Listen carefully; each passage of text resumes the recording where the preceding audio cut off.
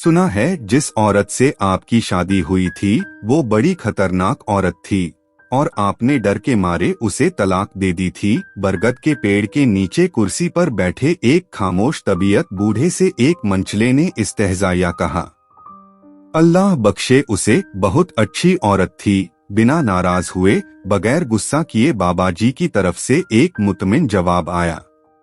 एक नौजवान ने जरा ऊंची आवाज में कहा, लेकिन बाबाजी लोग कहते हैं वो बड़ी खतरनाक औरत थी। बाबाजी कुछ देर खामोश रहे, फिर कहने लगे, कहते तो ठीक ही हैं, वो वाकई बहुत खतरनाक थी और हकीकतन मैंने डर के मारे उसे तलाक दी थी। ये बात तो मर्दानगी के खिलाफ है, औरत से डरना कहाँ की बहादुरी है।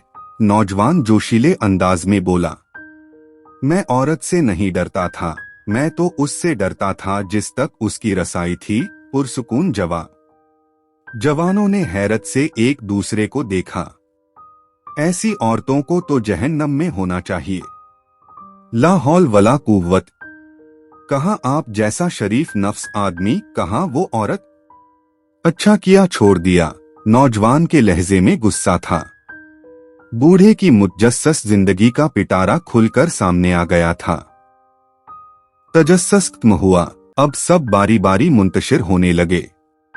जाने वालों ने उन्वान पढ़ लिया था, कहानी खुद बनानी थी। जो रह गए थे वो वही थे जो असल कहानी जानना चाहते थे। साईं, सुबह एक रोटी के लिए आटा घर में मौजूद है, वो एक रोटी खाकर चला जाएगा, ये सोचे बिना कि मैं सारा दिन भूखी रहूंगी। मेरी रोटी जब तक तेरे जिम्मे थी तो इज्जत से मिलती थी, जब तूने अपने नायब के हाथ दी तो रोटी के साथ बेइज्जती और अजियत भी मिलने लगी।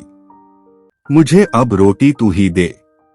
तेरा बनाया नायब तो खायन निकला, वो मेरी शिकायत कर रही थी। लेकिन किससे? कौन था जो उसे रोटी देता था मुझसे भी पहले?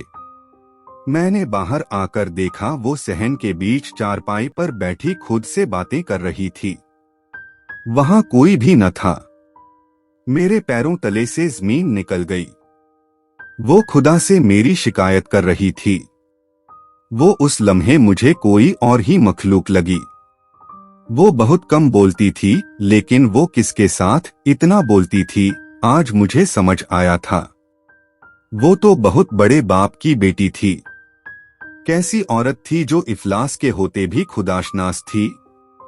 मेरा जिस्म खौफ से कांप रहा था। दिन चढ़ते ही मैंने सामान बांधा और उसे उसके घर छोड़ आया। ससुर ने तलाक की वजह पूछी तो मैं डरते हुए कहने लगा, ये बड़ी खतरनाक औरत है, बड़े दरबार में मेरी शिकायतें लगाती है। मुझे डर है कि बादशाह को किसी दिन ताव आ गया तो मेरा हश्र न कर दे। हकीकत ये थी कि मैं उसके साथ इंसाफ नहीं कर सका था। उसका बाप घर की दहलीज पर खड़ा था। मेरे पलटने पर कहने लगा, मैंने तुम्हें कहा भी था कि इसे दुनियादारी नहीं आती, वो तो बस साईं को खुश रखना जानती है। उसकी मुराद खुदा से थी और मैं खुद को समझा था। जब मैं वापस घर आया तो मुझ पर इनकाफ हुआ कि रात उसने यही तो मांगा था, तू खुद मुझे रोटी दे। तेरा नायब तो खायन निकला और आज नानफके का इख्तियार मुझसे छीन लिया गया।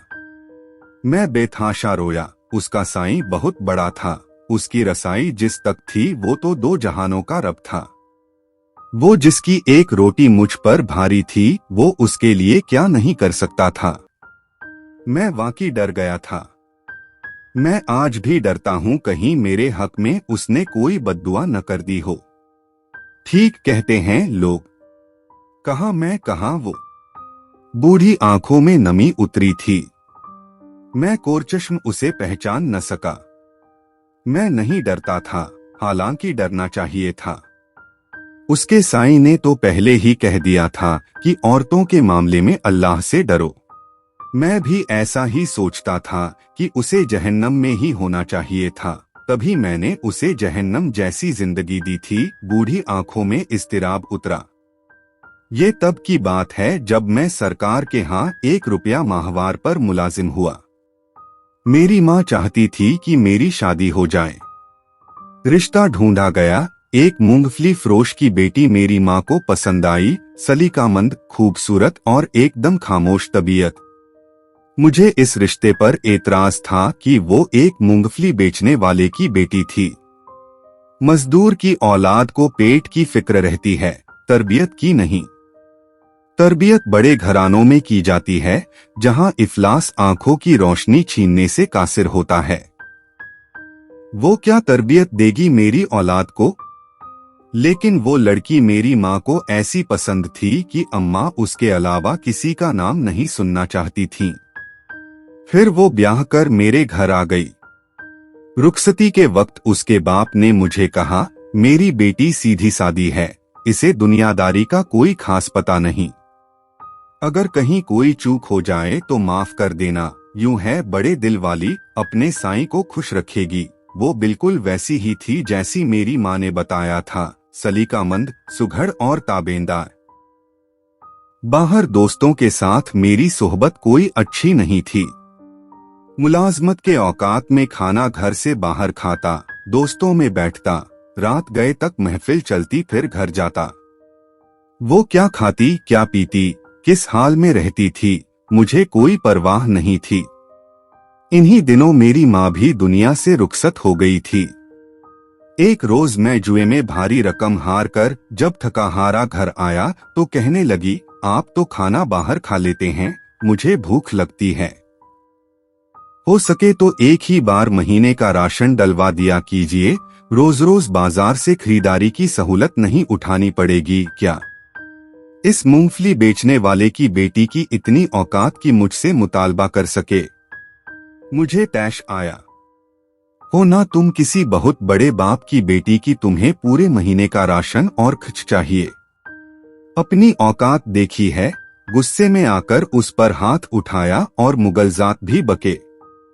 मैं ये नहीं सोच सका कि आखिर उसे जिंदा रहने के लिए रोटी तो हर हाल में चाहिए थी। फिर उसने घर में ही सीना पिरोना शुरू कर दिया। हाथ का हुनर उसके काम आया। यूं उसकी रोटी का इंतजाम हो गया और मैं ये सोचकर पहले से भी बेपरवाह हो गया।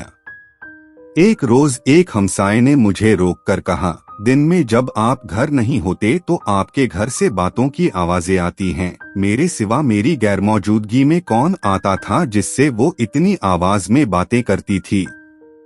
गुस्सा हद से सिवा था।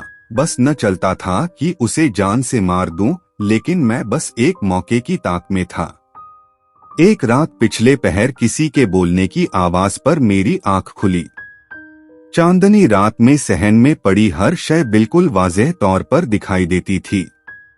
मैं उठकर दरवाजे तक आया। अब आवाज ज्यादा वाज़ेह थी। वो कह रही थी, साईं, सुबह एक रोटी के लिए आटा घर में मौजूद है, वो एक रोटी खाकर चला जाएगा, ये सोचे बिना कि मैं सारा दिन भूखी रहूंगी। मेरी रोटी जब तक तेरे जिम्मे थी तो इज्जत से मिलती थी, जब तूने अपने नायब के हाथ दी तो रोटी के साथ बेइज्जती और अजियत भी मिलने लगी। मुझे अब रोटी तू ही दे। तेरा बनाया नायब तो खाइन निकला, वो मेरी शिकायत कर रही थी। लेकिन किससे? कौन था जो उसे रोटी देता था मुझसे भी पहले? मैंने बाहर आकर देखा, वो सहन के बीच चारपाई पर बैठी खुद से बातें कर रही थी। वहां कोई भी न था। मेरे पैरों तले से जमीन निकल गई। वो खुदा से मेरी शिकायत कर रही थी। वो उस लम्हे मुझे कोई और ही मखलूक लगी। वो बहुत कम बोलती थी, लेकिन वो किसके साथ इतना बोलती थी, आज मुझे समझ आया था। वो तो बहुत बड़े बाप की बेटी थी। कैसी औरत थी जो इफलास के होते भी खुदा शनास थी। मेरा जिस्म खौफ से कांप रहा था। दिन चढ़ते ही मैंने सामान बांधा और उसे उसके घर छोड़ आया। ससुर ने तलाक की वजह पूछी तो मैं डरते हुए कहने लगा, ये बड़ी खतरनाक औरत है, बड़े दरबार में मेरी शिकायतें लगाती है। मुझे डर है कि बादशाह को किसी दिन ताव आ गया तो मेरा हश्र न कर दे। हकीकत ये थी कि मैं उसके साथ इंसाफ नहीं कर सका था। उसका बाप घर की दहलीज पर खड़ा था।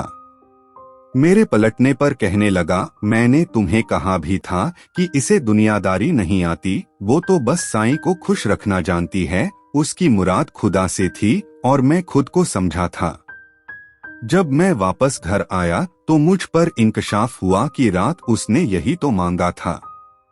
तू खुद मुझे रोटी दे, तेरा नायब तो खाइन निकला और आज नान नफके का इख्तियार मुझसे छीन लिया गया। मैं बेतहाशा रोया। उसका साईं बहुत बड़ा था, उसकी रसाई जिस तक थी वो तो दो जहानों का रब था। वो जिसकी एक रोटी मुझ पर भारी थी वो उसके लिए क्या नहीं कर सकता था। मैं वाकई डर गया था। मैं आज भी डरता हूं कहीं मेरे हक में उसने कोई बद्दुआ न कर दी हो। ठीक कहते हैं लोग। कहाँ मैं कहाँ वो। बूढ़ी आंखों में नमी उतरी थी। मैं कोर चश्म उसे पहचान न सका। मैं नहीं डरता था, हालांकि डरना चाहिए था। उसके साईं ने तो पहले ही कह दिया था कि औरतों के मामले में अल्लाह से डरो।